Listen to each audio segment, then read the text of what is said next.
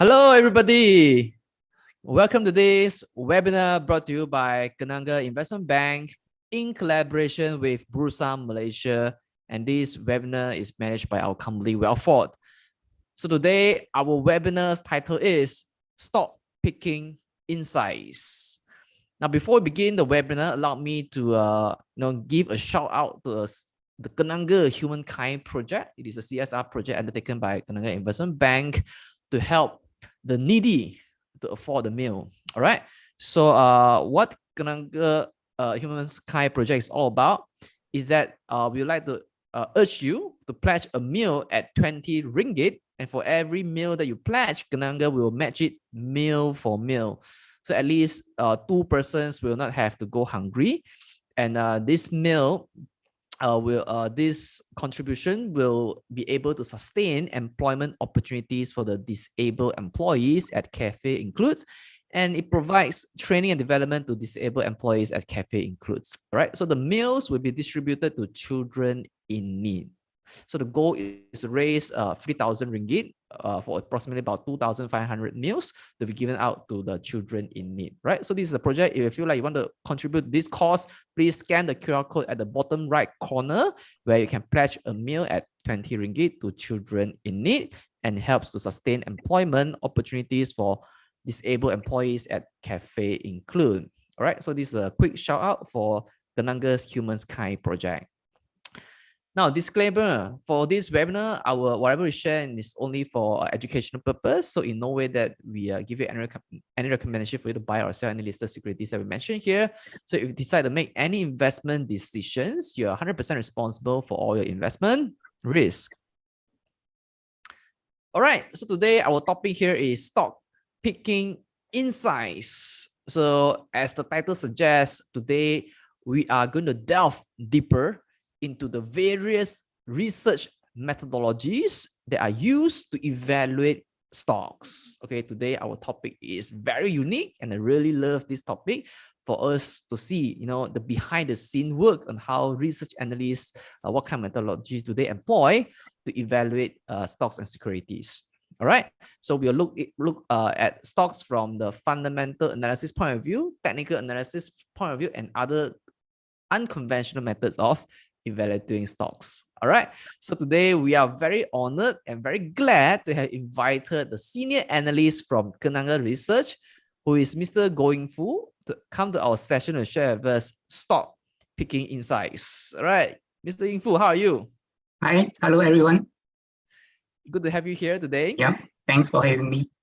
All right, so I may hand it over the session to you.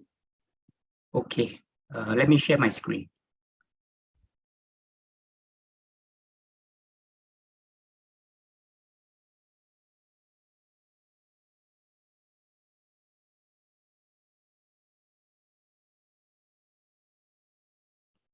Fantastic.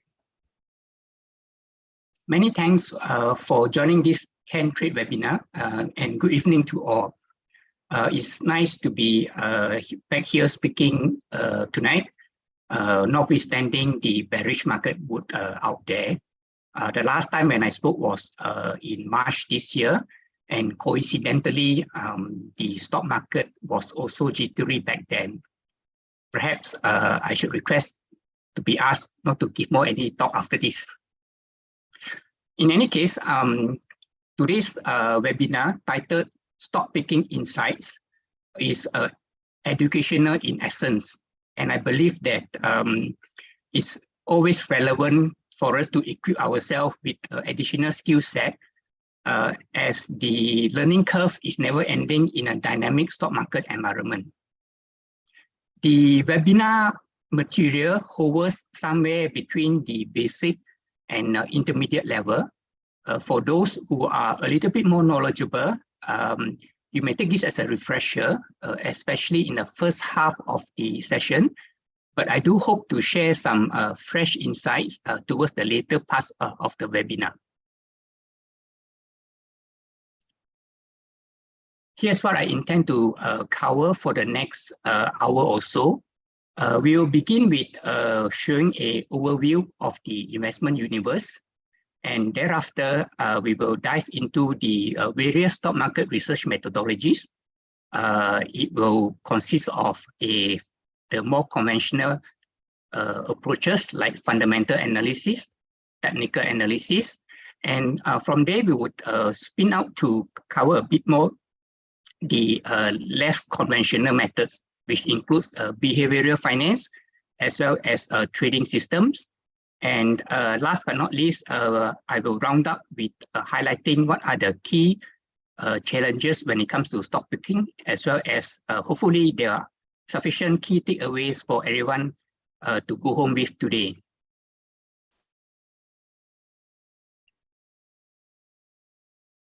Okay, let's kick off by talking about the big picture and overview of the investment universe.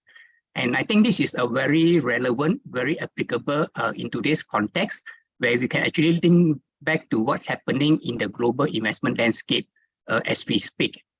When it comes to investment, to state the obvious, we can actually park our investment into many asset classes. And this will range from equities, fixed income or bonds, commodities, properties, alternatives like private equities or cryptocurrencies, foreign exchange, as well as cash. Now, why is it important to understand this is that these asset classes are all interlinked in the sense that what's happening in one asset class would obviously can affect another asset class. And as we all know, what's happening in today's financial markets is that the US is increasing interest rates very aggressively, very fast, and it is still an ongoing process. As a result of that, you can see that money is actually flowing back to the US.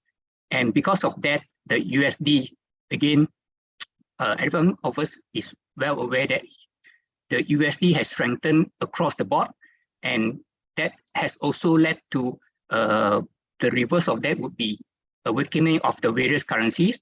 Our very own ringgit has depreciated more or less about 10% since May of last year, and some other currencies has actually depreciated even more. The likes of Japanese yen, euro, and British pound. And because of the increasing interest rate as well, we saw how the bond prices have actually tumbled so far this year, and increasing interest rate is also bad news for the stock markets.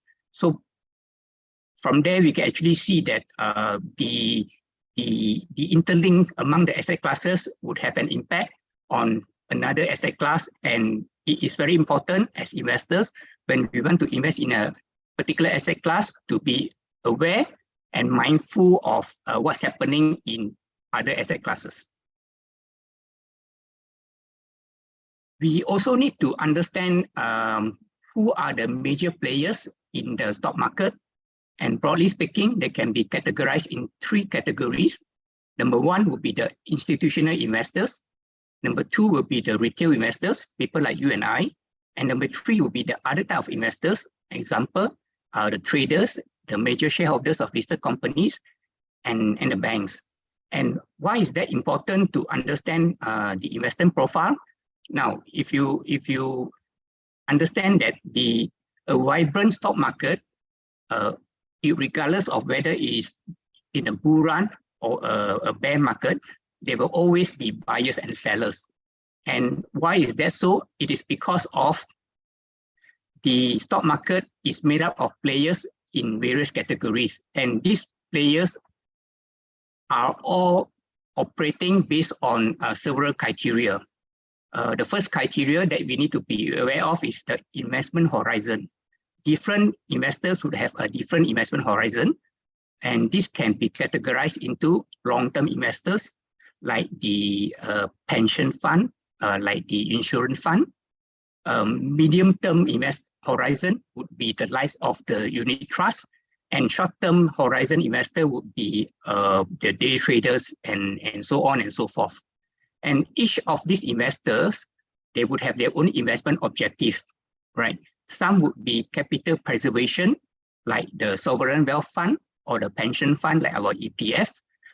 Some would be more income-oriented, like the dividend fund, and some would be more aggressive, like the traders.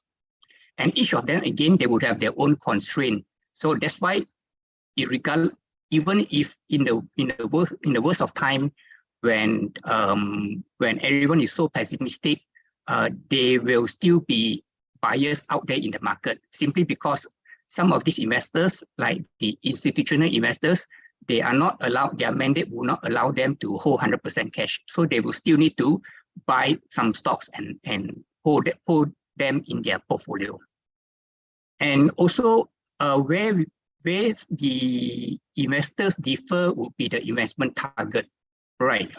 Some funds, especially the institutional investors, you would see that their target is to beat the index, which means they are looking at relative return, whereas some other funds or individual investors, they are looking at absolute return as their investment target.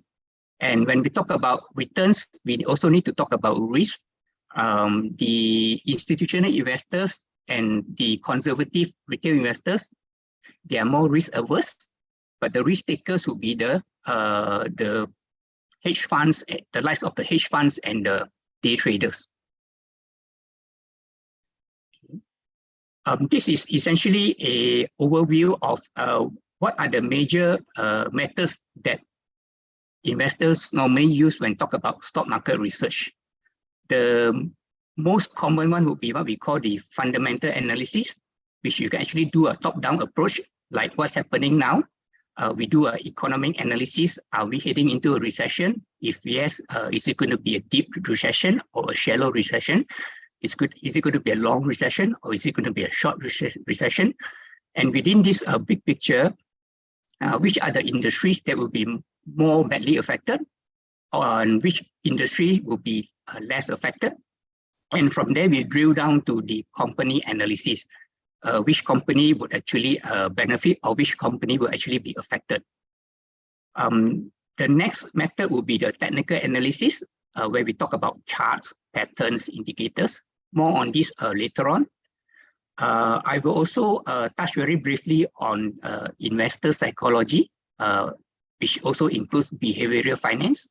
And there will also be some spin-off methodologies, such as algo trading and trading system.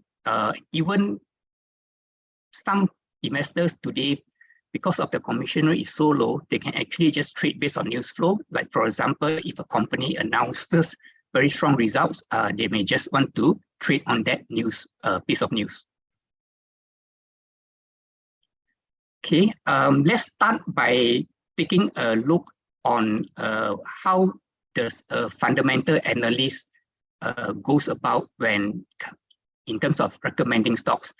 Broadly speaking, they will be looking for information, and this information can come from multiple sources, like the listed companies' annual reports, company announcements, going to meet up with management, talking to reading newspaper, talking to the competitors in the same industry.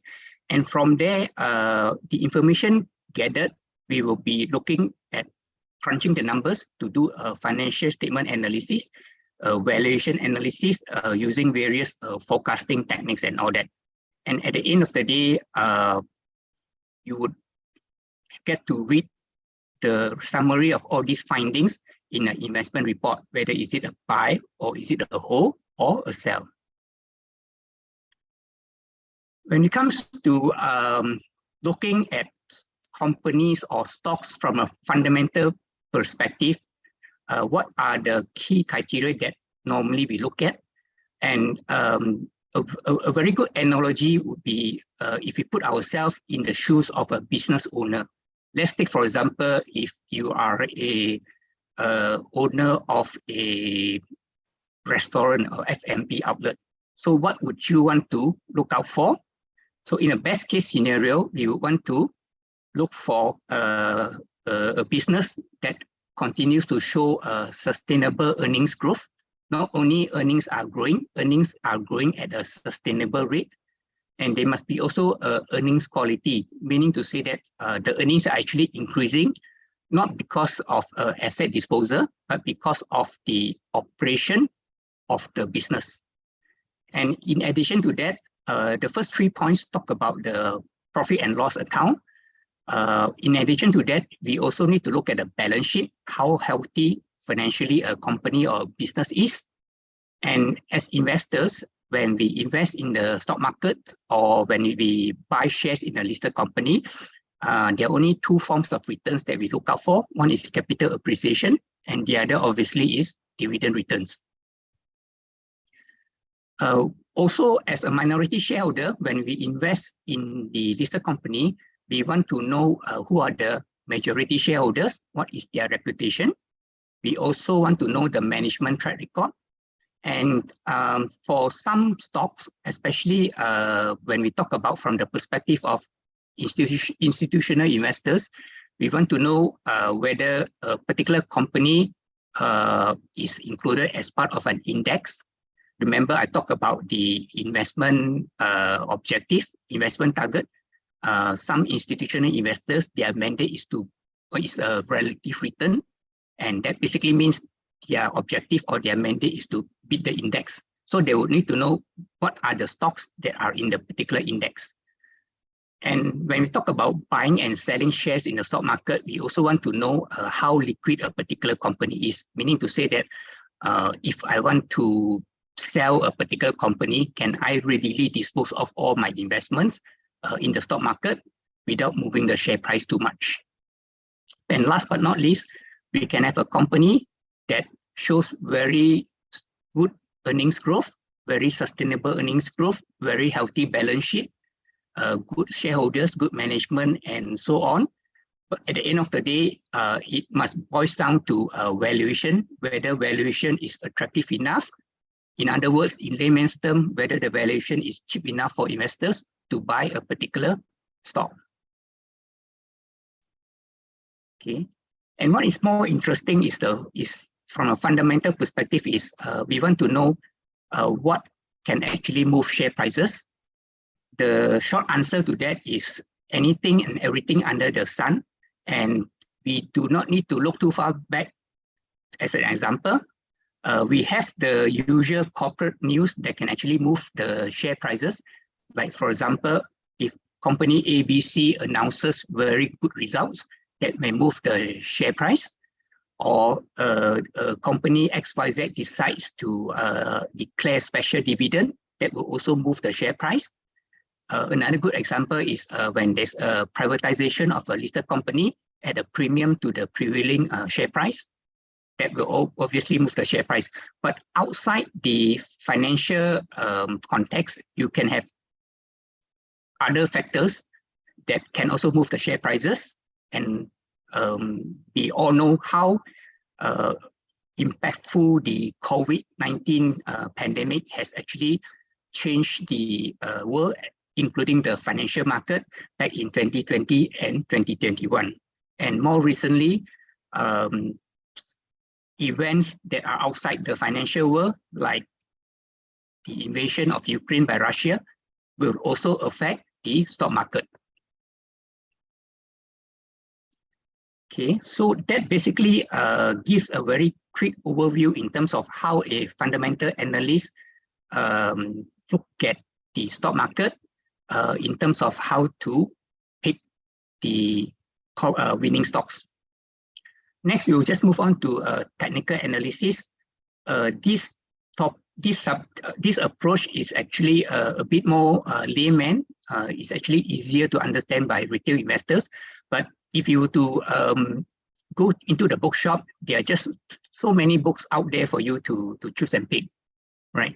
So, and personally, I find that this book,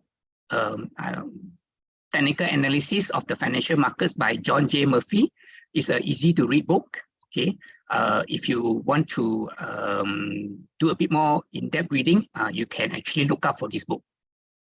Okay, so some very basic notes of technical analysis. Let's start with the definition. Essentially, technical analysis can be defined as the study of market action, primarily through the use of charts, for the purpose of forecasting future price trends. So pretty straightforward there. And technical analysis is actually based on 3 premises. The first one is market action discounts everything. As I mentioned earlier on in the earlier slide, where I showed what are the potential factors that can actually move share prices. There's just so many factors. And technical analysis, when we talk about the share price action or share price chart, it will essentially capture whatever that can actually move the share price, be it fundamental, political, health, or even investor psychology. That will all be reflected in the price of that market. And the second premise is that prices move in trends. And we also believe that history will repeat itself, whereby the future is a repetition of the past, and that is based on the study of human psychology. If we want to talk about technical analysis, we have to look at the Dow Theory, which essentially is the cornerstone of the study of technical analysis. There are 6 basic principles under the Dow Theory. Number 1 is that the averages discount everything, which in a way it's explained a bit more from what I have just shared in the previous slide. And market always move in 3 trends. You can see the primary trend, like a multi-year, whether it's a bull market or a bear market. Then you have the secondary trend, where prices can fluctuate from month to month, and the minor trend, where chart prices will move on a day-to-day or week-to-week basis. And the analogy used by the technicians would be that this essentially is what we can actually see out in the sea, where the primary trend is the tide, the secondary trend is the wave, and the minor trend is the ripples. Okay. Yeah, I mean, the last point essentially is that uptrend is characterized by higher highs and higher lows, and so is a downtrend, which is the lower highs and lower lows. Okay. And the trends actually has 3 phases. What is not so obvious at the beginning of the trend is it is actually the accumulation phase, whereby the most sophisticated investors will start to buy, and prices then will start to move up. That's where we call it a public participation phase, where you can actually see that improve news flows and buyers buying interest will start to resume. And the third phase would be the distribution phase. Okay, that is when it's getting more and more bullish.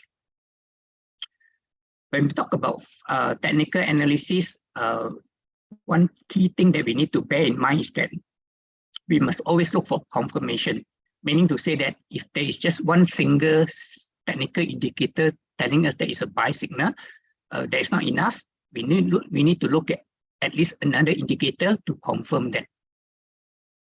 And one of the ways to look at it is that if a share price is going up and that is backed by rising volume, that is considered one form of confirmation.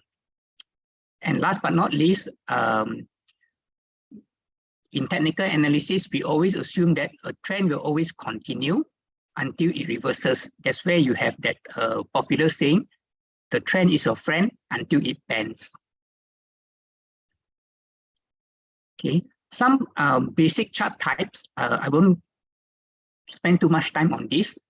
I think it's good to be aware that there are many types of charts out there, depending how we want to plot it. Bar chart basically captures the open, high, low, close. Line chart is essentially just show the closing price data. We also have the candlestick chart, which is the Japanese version of the bar charts. And when you talk about construction of chart, it's actually very important to be aware that there are many time periods that we can actually plot a chart.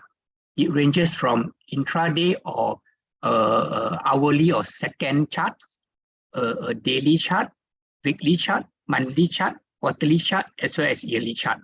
And you can actually see that when you try to interpret the chart patterns, as you switch from one time period to another time period, it can tell you a very different story. So it all depends on what type of investors you are.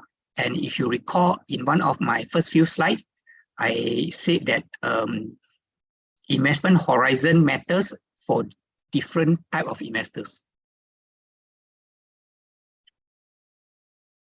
Chart patterns, very quickly, the more commonly talk about charts would be head and shoulder, double tops or bottoms, triple tops or bottoms, saucer and spikes. These are all considered as reversal patterns, meaning to say that if you see a head and shoulders chart pattern, and prior to the formation of the head and shoulder, the share price has been going up, the emergence of the head and shoulder pattern would essentially signify that it's going to be a reversal pattern going forward.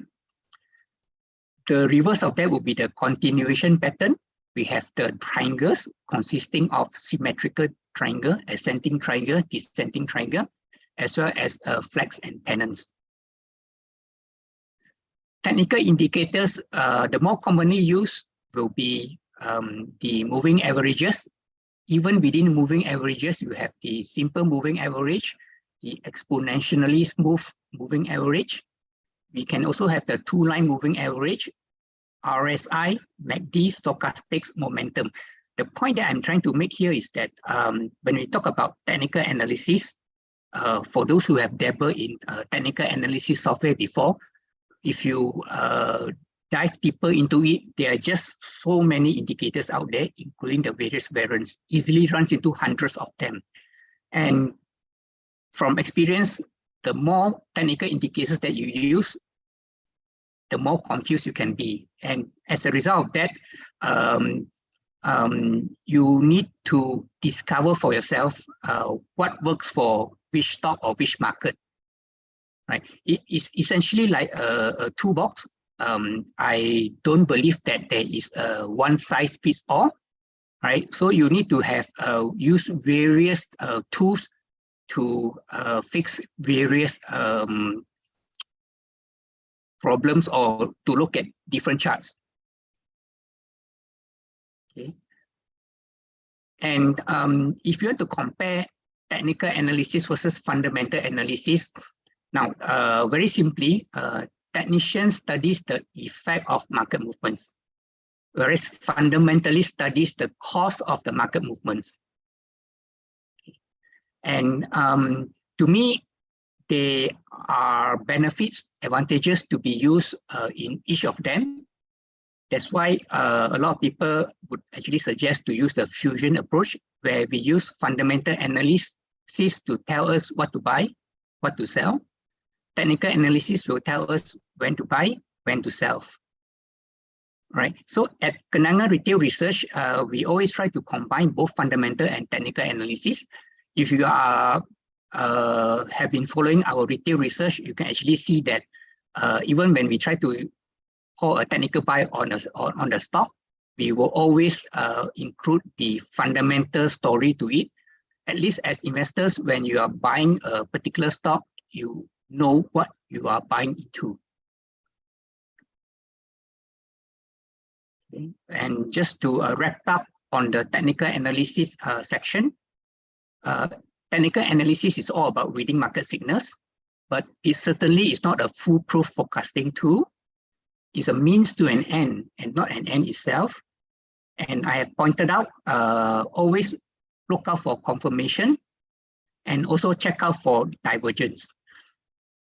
And if you want to do a thorough technical analysis research, you should actually try to vary the time period, meaning you look at the daily chart, you look at the weekly chart, and you can also look at the monthly chart. And earlier on, I did mention that just because there are just so many indicators out there, it can actually be very confusing. And one way to solve the confusion is we actually try to apply technical analysis by building trading system, a topic which I will talk a bit more in a bit more detail later on.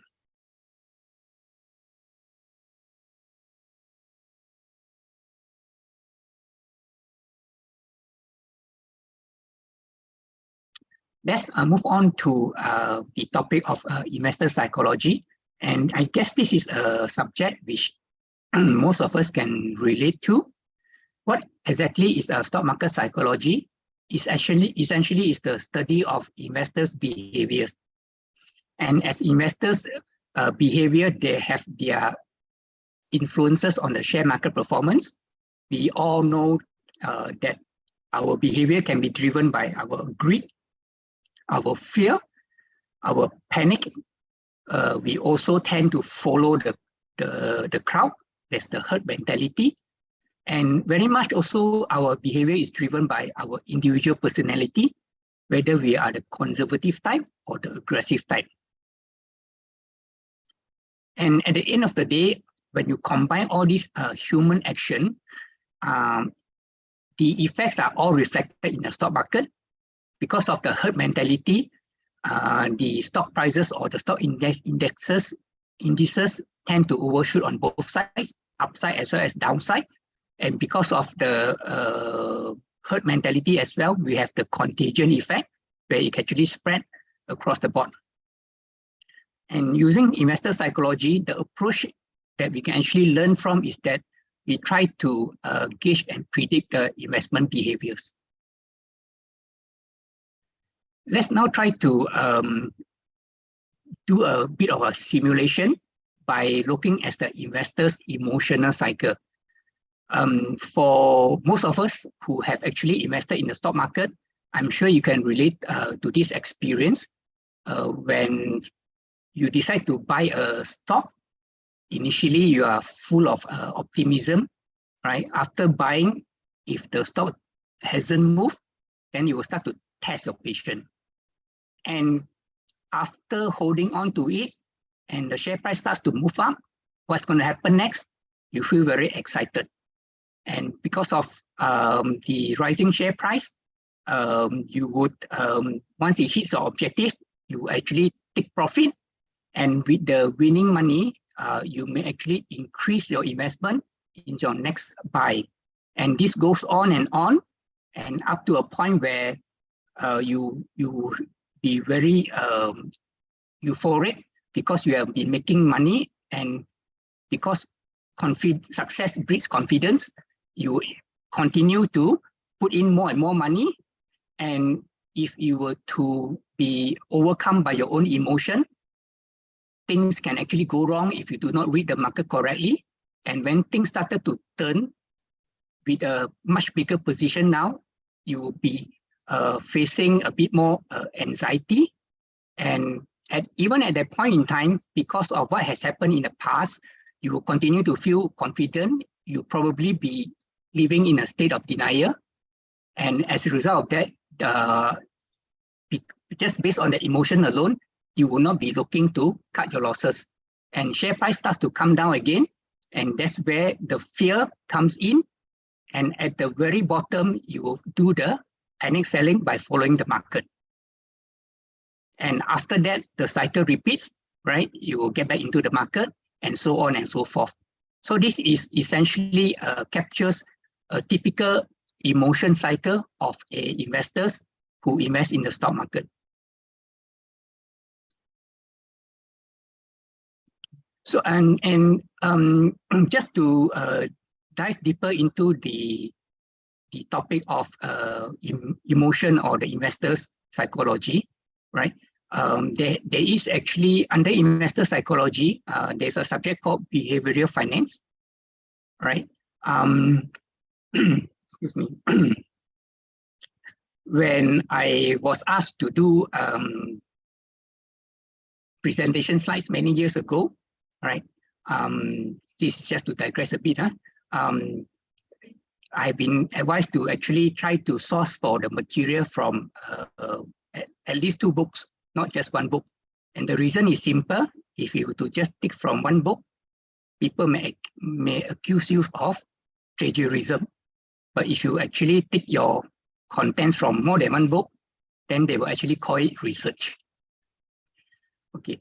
In any case, the next 2 or 3 slides will actually try to summarize behavioral finance from the investor psychology perspective.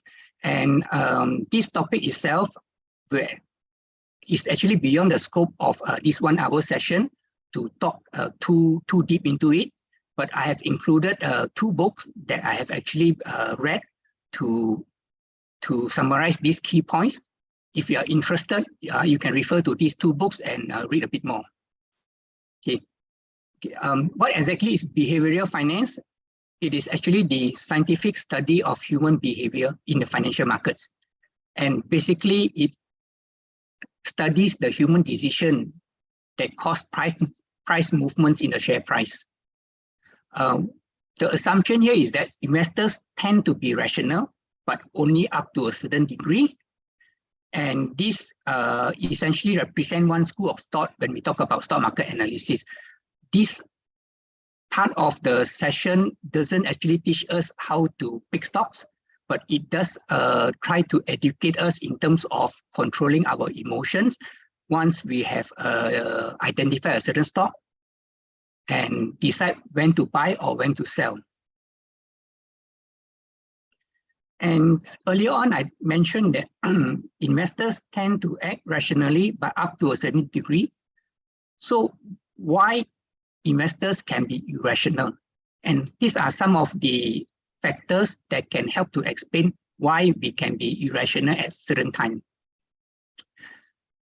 Point number one is what they call the prospect theory. Essentially, this is what they call a decision framing effect, meaning to say that different investors will react differently depending on how a situation is being presented. For example, if you were to be, if you are driving to work and you switch on the radio listening to the financial news, if the newsreader says that inflation is high, but unemployed people are low, versus if the newsreader were to phrase it another way, unemployed people are very few, but inflation is high, the effect can be very different to different people. That's because I think our mind tends to focus more on the first part of the sentence. So that basically underlines what prospect theory is all about. The second possible explanation is what they call mental accounting, whereby in our mind, we have a different account for different matters. And one very good example is, let's say, for example, you decide to buy a new handphone for your wife that is worth 1,000 ringgit, right? So you have bought it, but on the way back home, there is a snatch thief that has actually taken away the phone. So you lost the phone. Versus scenario 2, whereby you have withdrawn 1,000 ringgit and on the way to buy your phone, but along the way you drop the 1,000 ringgit. Okay, and the same loss of 1,000 ringgit is applicable for both scenarios. According to this mental accounting theory, under scenario 1, it's highly unlikely that you would go back and buy another handphone that is worth 1,000 ringgit.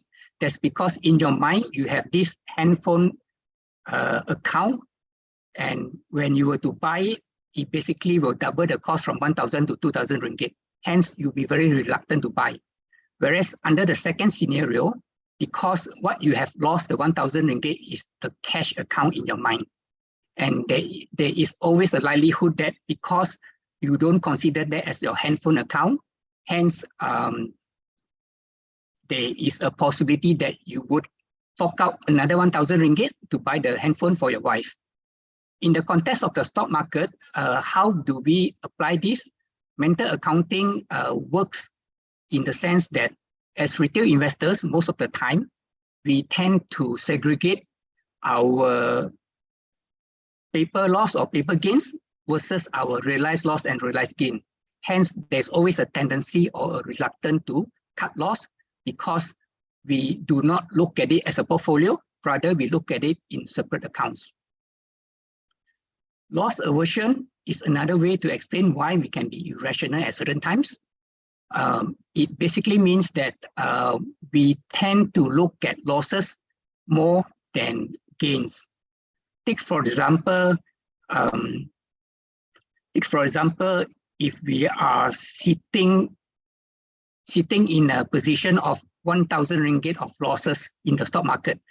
Now, if you were to, for the same 1,000 ringgit in a falling stock market, the feeling is actually very different from 1,000 ringgit loss in a 1,000 ringgit gain in a falling market.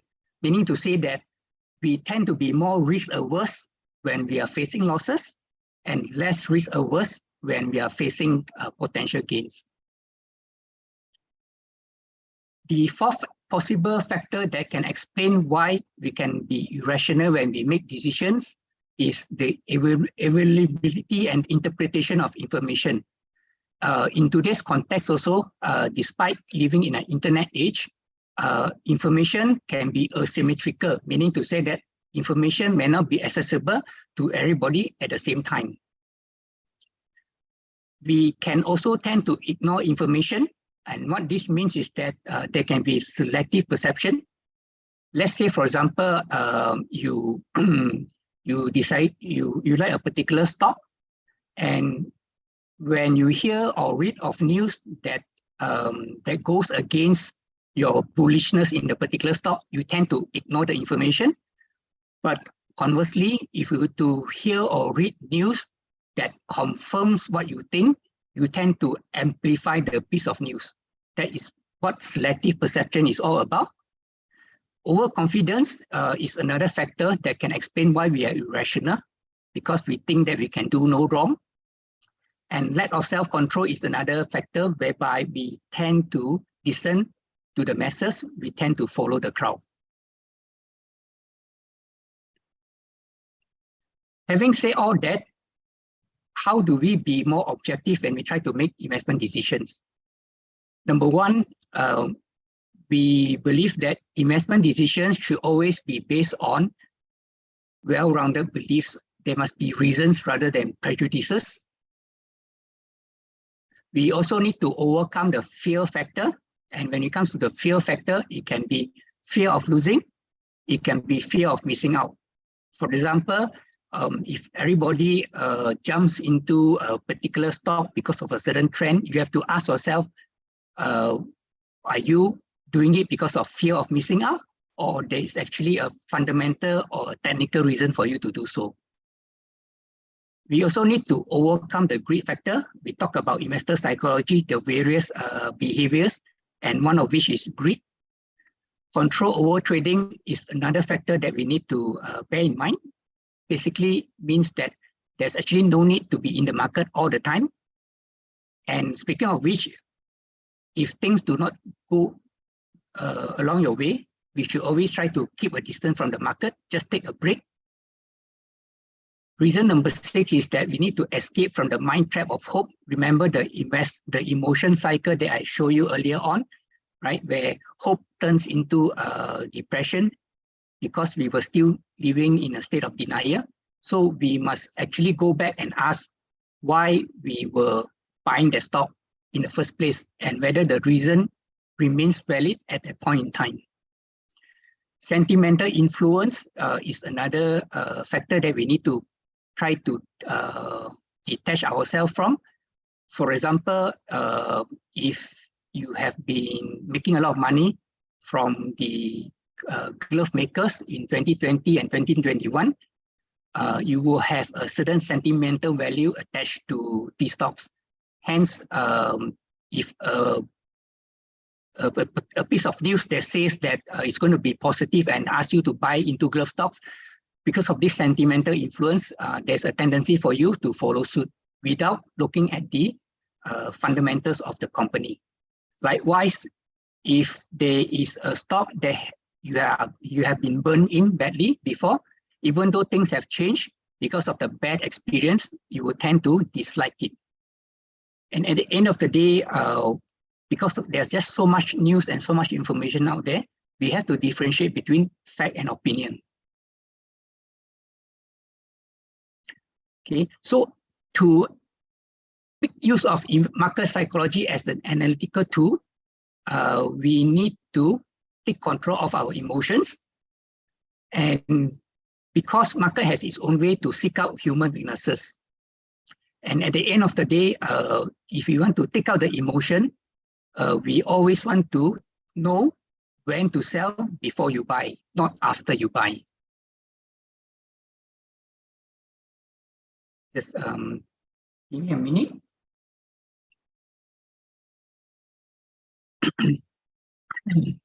Excuse me. Okay, let's move on. So far, what we have covered is that when we talk about the various stock market research methodologies, we have touched on fundamental analysis, we have touched on technical analysis, we have also covered investor psychology. And the last bit here, we are going to discuss about trading systems. What exactly is trading system? It can be defined as a set of self-defined rules based on technical indicators to trigger buy or sell signals for the stock market trades. And just to illustrate, if I were to use a very simple indicator, which I believe most of us here can understand. In the study of technical analysis, if the share price cuts above the moving average, that is normally seen as a buy signal, right?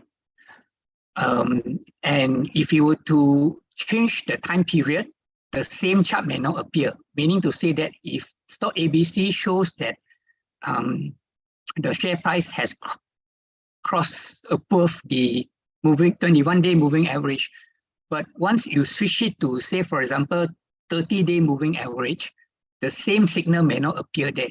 So which is which? Do we believe the 21-day moving average signal, or do we believe the 30-day moving average signal? And the best answer to do that is to build a trading system. And when we talk about trading system, there are 5 steps involved. We always start with an idea, start with a concept. Say, for example, we want to see what is the best indicator to try to predict the share price of stock XYZ. Do we use moving average? Do we use RSI? Or do we use MACD? And once you have the idea, you turn it into objective rules, whereby you can actually check it out using a software, computer software. By plotting it in, you backtest it, and from there, we can actually look at the results to actually see for stock XYZ for the past, say, for example, 10 years, when I use the 21-day moving average, what is the accuracy rate versus a 30-day moving average, what is the accuracy rate? And today, with the power of computer software, you can do optimization and backtesting, and you can actually compare and contrast the results for you to play around with the trading systems. So what are the main benefits of a trading system? Number one, like I mentioned earlier, you can backtest the ideas before you trade them, meaning to say that no real money is involved, so you can minimize your tuition fee.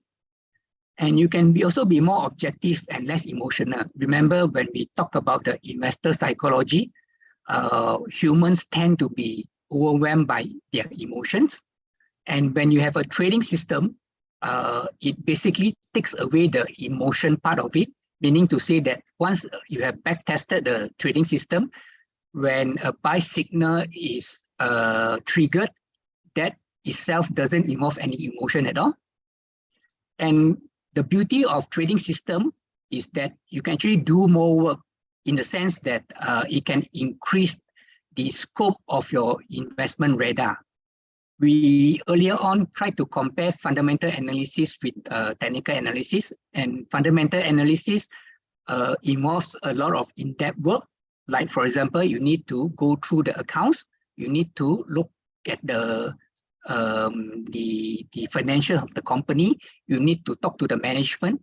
So for you to do such in-depth analysis, say in Malaysia, and you wouldn't have the benefit to actually talk to management for a listed company in China or US.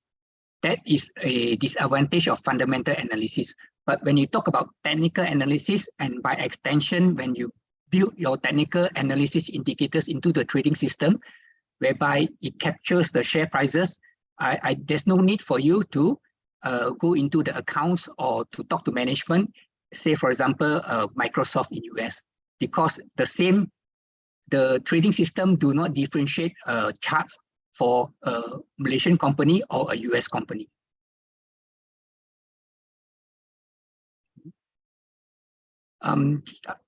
Let's now look at this case study. This is Sunway Berhad, which is listed in Malaysia. This is a trading system which is built on RSI.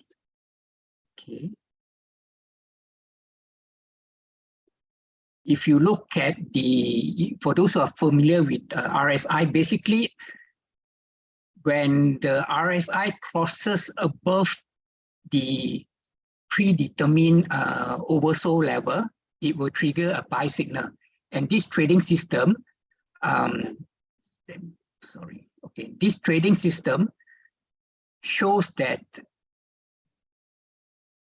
since 2015, there were 44 buy alerts being generated on this trading system, of which 37 of them has turned out to be profitable trades. What this means is that, remember earlier on I talked about how to build a trading system. So you need to have a self-defined rules. And for this trading system, what I have defined as a profitable trade is that the exit rule is either 13% profit or 13% stop loss. That is my exit rule.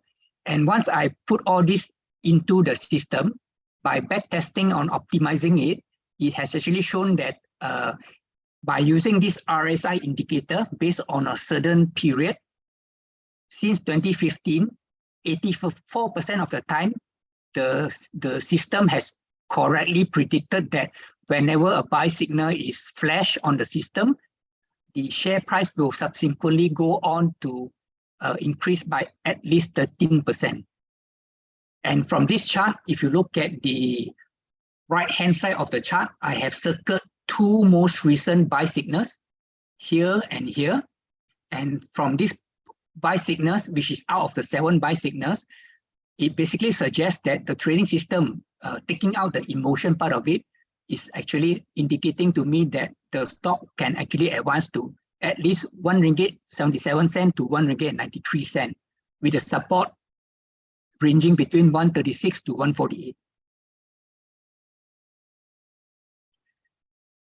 I also mentioned earlier on, when we talk about technical analysis, we shouldn't just rely on one indicator. We must always look for confirmation. And we can actually do that by relying on trading system as well. And this is the second trading system, again on the same stock. And this trading system is built on stochastic indicator. And what I'm telling the system is that whenever the percentage K line crosses above the percentage D line in the oversold zone, it will trigger a buy signal. And for me to state what is the predetermined exit rule, I would impute it as a 12% loss versus 12% profit. By putting all these parameters into the system, after optimizing and backtesting it, the results come out to show that since 2015, out of the 57 buy signals that appeared on this system, 50 of them have correctly predicted that the share price would eventually go up by at least 12% from the trigger levels. This also translates to accuracy rate of 88%.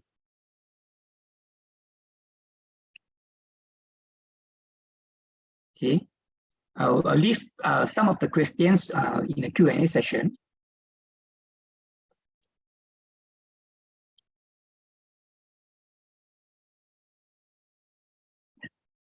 Okay, I'm check. We have 5 more minutes. Having said all that, just want to highlight the fact that when it comes to stock picking process, there are obviously many challenges out there. And What are some of the more common challenges? This will include information overload. We all know that in the internet age, there's just so much information out there, and it comes from multiple channels. So we need to differentiate, and we need to have a way to filter through the information. And when there's just too much information, it tends to give us very mixed and confusing signals. Like the example that I've actually talked about when we use too many technical indicators. When we talk about stock market research, there is also a need to strike a balance between how in-depth, how comprehensive you want to be, and the timeliness of it. Because we cannot spend one whole month to look at a particular stock. We need to take into account the timeliness of it as well. And even more challenging is that because of the information overload, we do not know how to differentiate between old news and new news. We do not know how to differentiate between real news and fake news. And just to break this down, okay, I have plotted this known unknown metrics. I know it's 9:30. This can sound a bit too deep at this hour of the day. I'll try to simplify as much as possible. Essentially, when we talk about information on news, we can, broadly speaking, break it down, simplify it into 4 quadrants. Okay, let's tackle the more simple quadrant first. On the top left-hand corner, we have the known knowns. Essentially, this consists of information on news that we are aware of and understand. It's pretty straightforward. For example, if Gamuda tomorrow announces that they have secured a 1 billion ringgit MRT contract. So it is something that is official, is already announced, the whole market knows, and chances are this piece of news would have already been factored in the share price. Let's talk about the bottom right-hand corner quadrant, which is unknown unknowns. Essentially, this is information on news that we are neither aware of nor understand. In other words, it refers to future outcomes, events that we cannot identify or predict.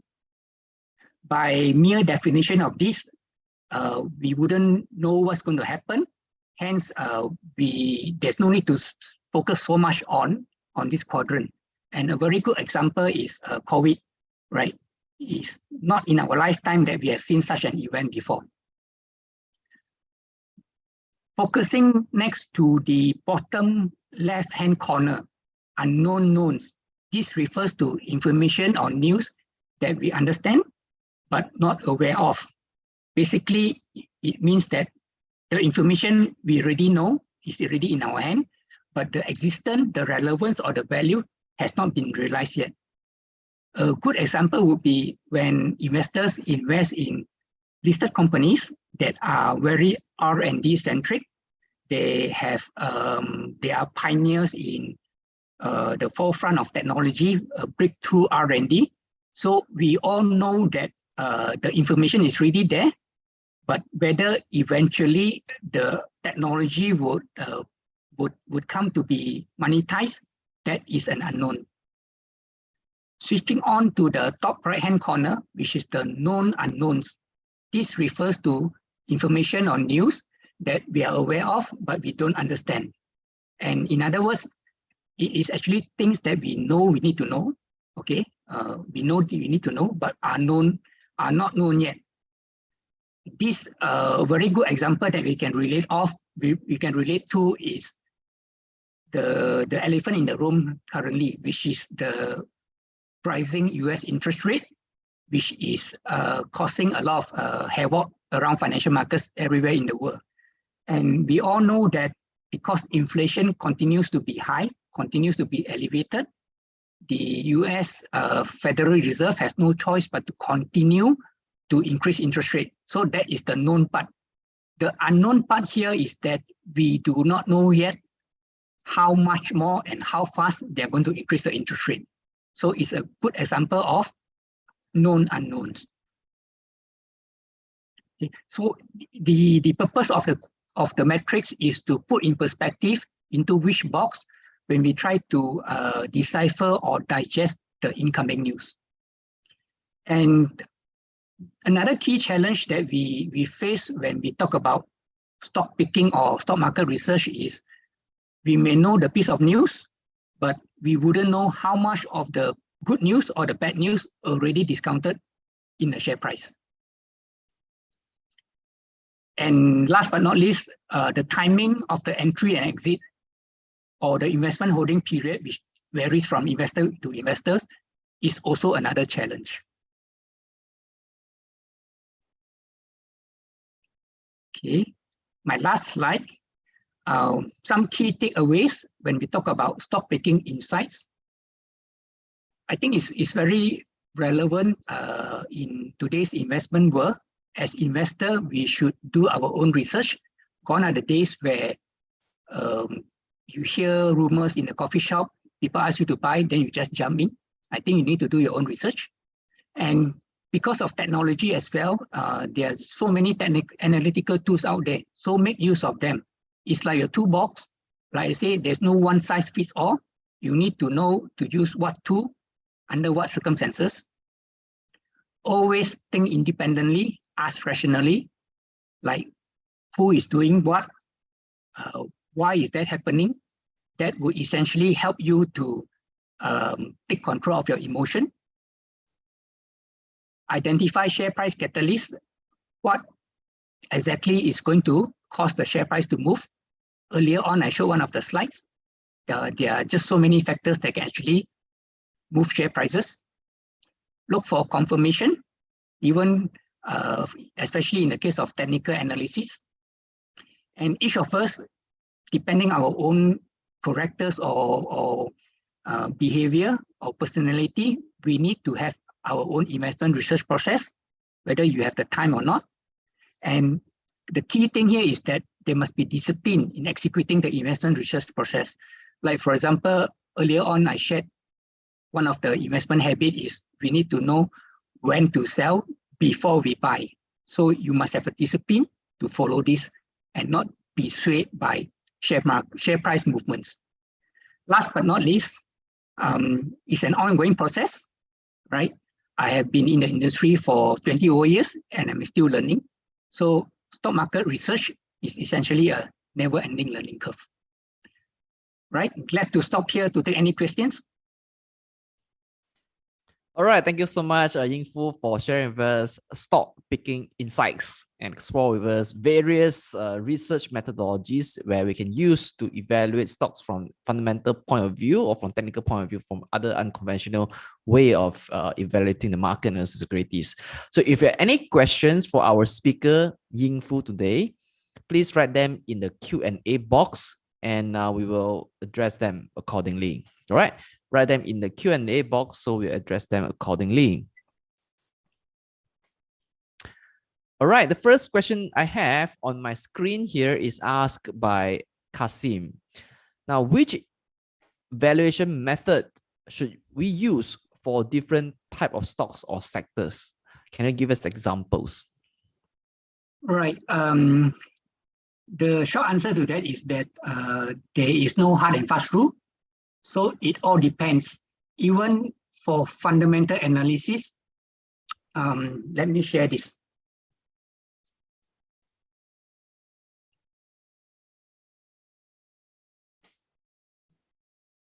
Right, even for fundamental analysis, when we talk about valuations, for certain sectors or for certain stocks, we will use the price earnings multiple, right? For another sector, like for example, banking, we tend to use a price to book value. For those stocks that have very stable and recurring dividend returns, we can use dividend discount model. So it really depends. Within fundamental analysis, there are various ways to do it. Within technical analysis, you also have to discover yourself. You need to explore. Let's say, for example, moving average may work for this stock, but for another stock, it could be RSI, for example. All right. So thanks for sharing some ideas, for banking, for dividend-based stocks. How about property? Do you use, price to book as well? Property in the depressed market, we actually use price to book, but in normal times, we will use discounted cash flow. Discounted cash flow. Yes. Okay. The next question is, why do you say cryptocurrency is an asset class? So that's asked by Eric. Right. Okay. I put cryptocurrencies under alternative investment. Okay. So no doubt it is a very young asset class, right? Young type is the investment is still pretty new, not known to so many people. But before the crash, there was a bit of a hype asking people to invest in cryptocurrency. The big picture is that it is a form of investment. So as long as you can put money and get returns out of a particular underlying asset, you can consider it as an investment. And even though cryptocurrency today doesn't look that interesting or exciting, but I don't know whether you will make a comeback or not, but at least it continues to be a form of investment, and hence I park it under alternative investment asset class. All right. Thanks, Yin Foo. Now we know that the general election 15 is the 15th general GE is coming up. So I see that there are a couple of questions here who ask about GE. All right. So what should we do if there's a hung parliament? So there's a question by Kong. Politics, to be frank, is not my area of expertise. Even though I can say that politics as a subject, everyone will always have something to say. Okay, but maybe it's timely for me to refer you to this chart.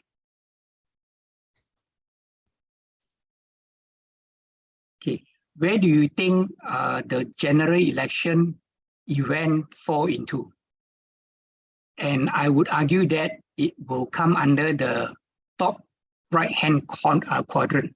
It's a known unknowns, right? It's an event that we are aware of, but we don't understand, in the sense that we know it is an event that can affect the stock market, but there's not enough information yet for us to try to quantify it, right? So the short answer to that is, in a scenario of a hung parliament, from the perspective of the stock market, investors do not like uncertainty.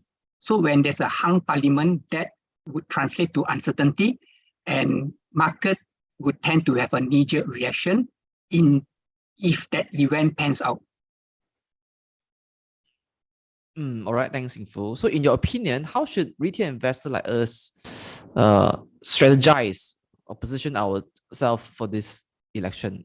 Should we look into construction sector, or should we hold off from doing anything first until the election outcome is clearer?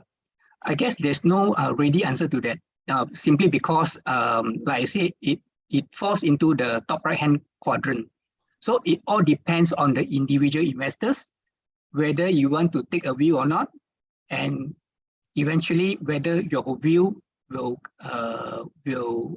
turn out to be the actual event or not. All right. Yeah, like just to elaborate a bit more, if you are the conservative type and you do not want to make any assumption, then perhaps it's good to stay on the sideline. But if for whatever reason you have a very firm view in terms of what's the outcome, and based on that assumption, then you can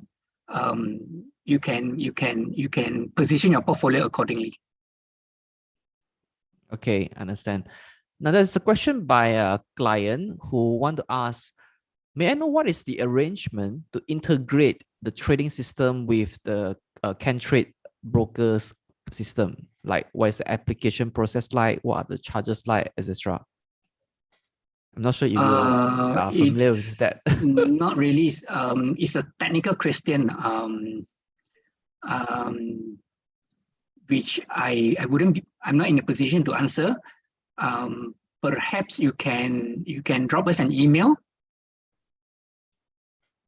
And I try to direct it to the right person, because there are so many systems out there. I'm not sure whether are you referring to the Cantrade system.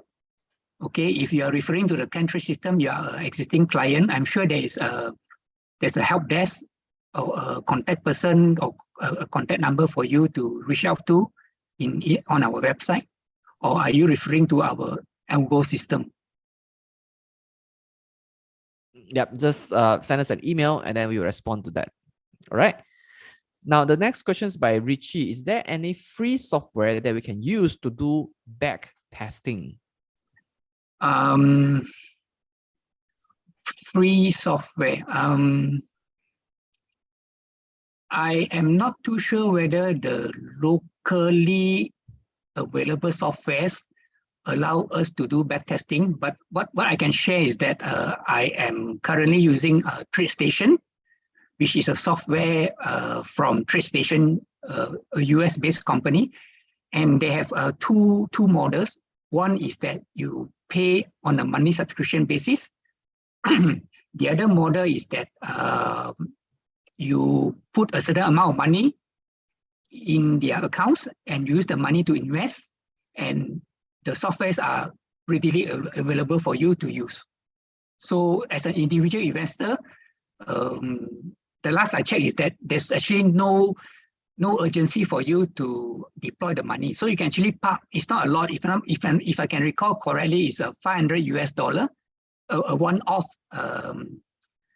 deposit into the account, and then from there you have access to the software.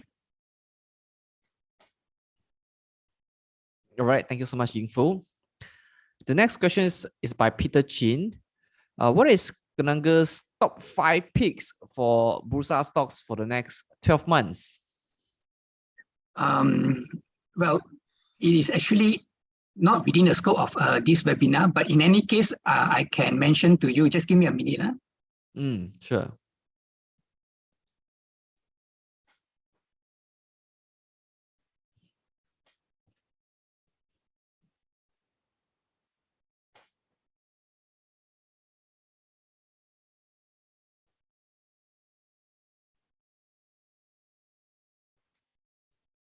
Okay. If you are our client or have access to our research reports, our latest strategies, we have top picks. We like the banking sector. So we have buy calls on Maybank, CIMB. We also like the telco sector.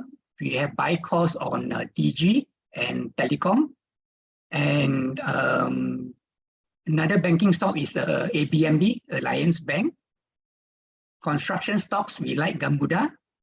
And consumer stocks, we like Berjaya Auto and Aeon. So these are our house picks for the fourth quarter. All right, thank you so much, Yin Foo, for sharing with us. What are some house picks for the fourth quarter? Okay. Now, having said all these counters, right? Gunam Singh would like to ask, what do you think about the future of the glove counters? They seems to be, in a never-ending downtrend.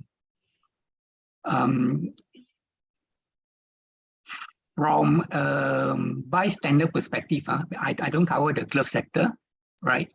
Based on what I read, it's facing a double whammy in the sense that demand is softening, and on the other hand, supply has increased a lot. So when you have a double whammy of low demand, high supply, that essentially would result in deteriorating fundamentals, and all these factors are actually reflected in the share prices. And just for the record, our Kenanga research has an underweight call on the glove sector. All right.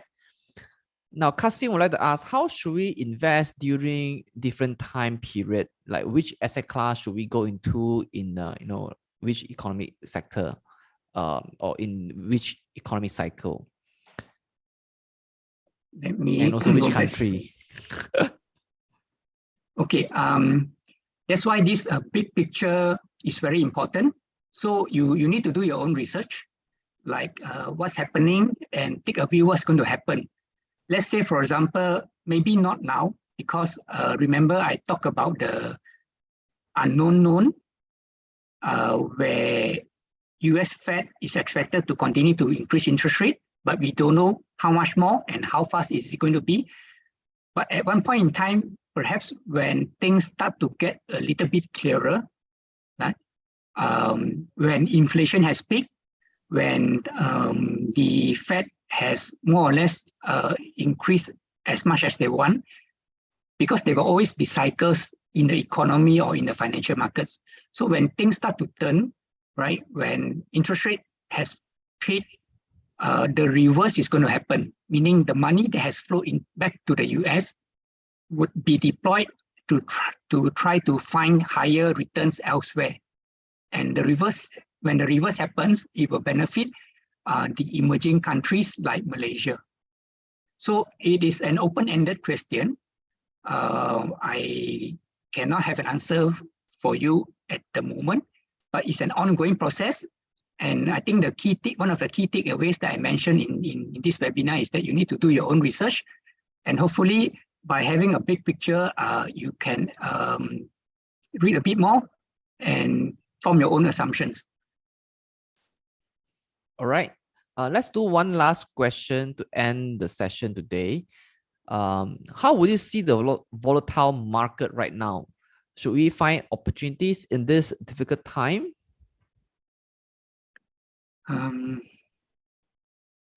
Like you have rightly mentioned, the keyword here is volatile. So at the moment, in the near term, things do not look too promising, because the headwinds are coming from multiple channels. Like what they say, we are being hit everything everywhere all at once, right? Locally, we have our own problems. Overseas is also so many challenges, not only depressing factors in the financial markets, like the rising interest rate, the elevated inflation. We have other things to worry about, like, for example, the invasion of Ukraine. One thing leads to another. So because of all this, it doesn't look too encouraging at this point in time. But what I have learned over the many years in the industry is that never say never. Markets always move in cycles, right? So there will be a time when things will come back. Just that at this point in time, we do not know when, but we have to watch the space closely. All right. So thank you so much, Yin Foo, for doing this segment for us, which is titled Stock Picking Insight. So thank you so much for the time. So let me share my screen. All right. For our next Can Trade webinar, it is happening on next Thursday. That is titled Live Chat with SNS Network Technology Berhad, one-stop ICT system and solutions provider. So if you want to get an overview and insights into SNS Network Technology Berhad, we are inviting their senior management to come to our Can Trade webinar to do a corporate presentation session. So you may register for this session. Let me give you the link. All right. So you may register for this session if you want to know about the business, the financial highlights, and as well as their growth prospect. All right. So do register for this session if you want to learn about this one-stop ICT company. All right. That's titled SNS Network Technology Berhad. Now, for those of you who haven't had a Kenanga share trading account, you may go to this website, which is www.cantrade.com.my/open-account-form to fill out an online form. So once you fill up your online form and let us know your interest, then we'll arrange a friendly dealer representative to cater to your needs to open an account. And for those of you who haven't joined the Kenanga Trade to Win Telegram channel, you may also click this link that I've just given you in the chat group. You can go to Telegram to search for Kenanga Trade to Win, or click the link that I've given you in the chat group to find this Telegram channel. In the Telegram channel, we will always update, trading ideas on that may help you to get some ideas on how should you trade and navigate in a volatile market like this period. All right. So thank you everybody for your time, for spending a precious evening with us to learn about stock picking insights. So we also want to express our gratitude to our speaker today, who is a senior analyst of Kenanga Research, Mr. Goh Yin Foo, to share with us, what are the various research methodologies to evaluate securities. All right. Thank you so much, Yin Foo. Thanks, everyone. Hope the market will be better. Okay. Good night, everyone. Yeah. All right. Bye, everybody.